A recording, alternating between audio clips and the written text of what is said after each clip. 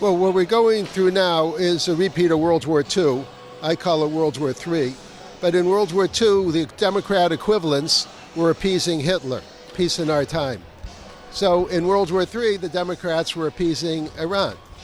And then when the adults came in, the Republicans, we had war, not because the Republicans wanted war, but because Republicans had to save us from the appeasement process in World War II, and now the Republicans are going to have to save us from the appeasement process in World War III.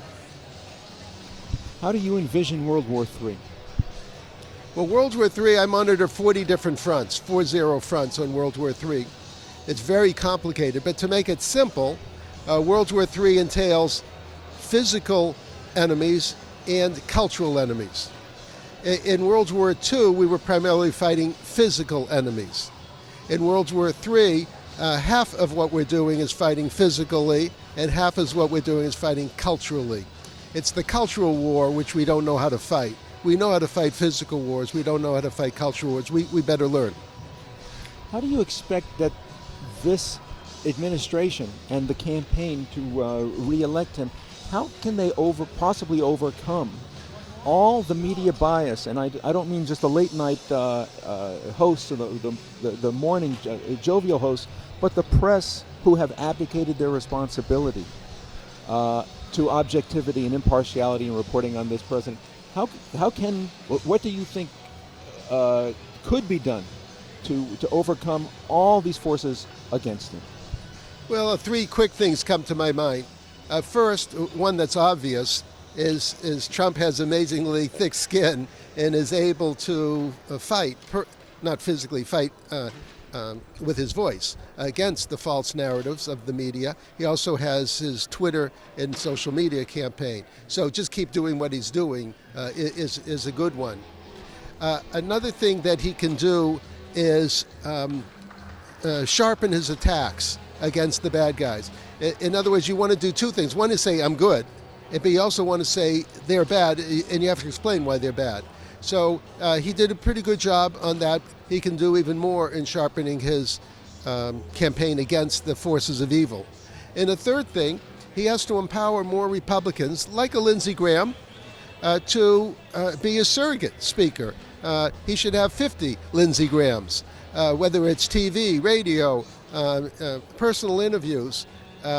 Many times I hear on TV that they have very good Republicans, and they're 92% with President Trump, and they ask him about one issue, and they say, oh, I don't support Trump on that issue.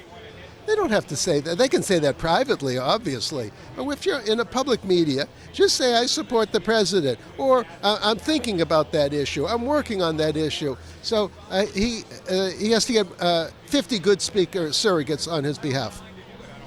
The president talked much about Israel here, but isn't Israel a Middle East surrogate for the United States in the Middle East? When the attacks, the Arab world turns against Israel, is it a surrogate for attacking America? Yes, surrogate's a good word. I use a similar word, Siamese twin. Jews and Christian, I call Siamese twins. We share the same body. We have two heads, but we're 90% the same. We disagree on 10% of the issues. Doesn't matter. We're Siamese twins. Anything bad that happens to Jews is bad for Christians. Anything bad that happens to Christians is bad for Jews. We don't know that. In other words, Jews don't know it, and the Christians don't know it. Because the Christians say, I'm worried about Christians, and Jews say, I worry about Jews. My response is, no, we have to worry about the Siamese twin. What's your concern about Islamist influence in Washington and in the American system, particularly in the Democrat Party these days? Have you noticed it? Yeah. There's two forces of evil that I monitor. I color code them reds and greens. The reds are the socialist, communists, progressives who are actually regressives, and the Islamists or political Islam, the politicization of a religion, not the religion, the politicization of the religion. So I monitor these two forces of evil, and we're not doing a great job confronting these two forces of evil. This is what I call cultural war. We have to learn how to fight a cultural war. When you say cultural war, is this something that the U.S., the American citizens have to be able to confront without being talked out of it by being called racist? That's right. we, the people, so to speak, have to have as thick a skin as President Trump. So we have to stand up for our principles. Now, we, the forces of good, believe in the Constitution and Bill of Rights. The forces of evil, the red and the greens, do not believe in the Constitution and Bill of Rights. Constitution and Bill of Rights gives us the right of freedom of speech. The bad guys believe in political correctness. So we have to stand our ground on freedom of speech and condemn political correctness as infringement of our God-given rights. When you went to Budapest, what did you talk about? I gave a speech about 2 weeks ago on the future of Europe, and I talked about the difference between Western Europe and Eastern Europe. Eastern Europe, having been under the control of the Soviet Union, has no patience for dictatorships, whether they're red dictatorships or green dictatorships. So I'm not worried about the future of Eastern Europe. The future of Western Europe is very questionable. Do you see the Islamic revolution getting a strong political hold in Western Europe? Well, again, the Reds and Greens are married. I was talking about Siamese twins of Jews and Christians. Well, that's the forces of good. There's also Siamese twin of the forces of evil, and that's the Reds and the Greens. The communists and the Islamists are also a Siamese twin, and that's an evil Siamese twin.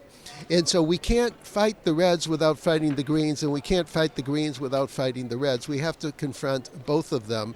We in Western civilization don't know how to do that, and we better learn. You have a website where you report on these kinds of issues? Yes, I actually have two websites, SaveTheWest.com, which I founded, and also Citizens for National Security, where I recently became the chairman. So I have two websites. People should look at both of them.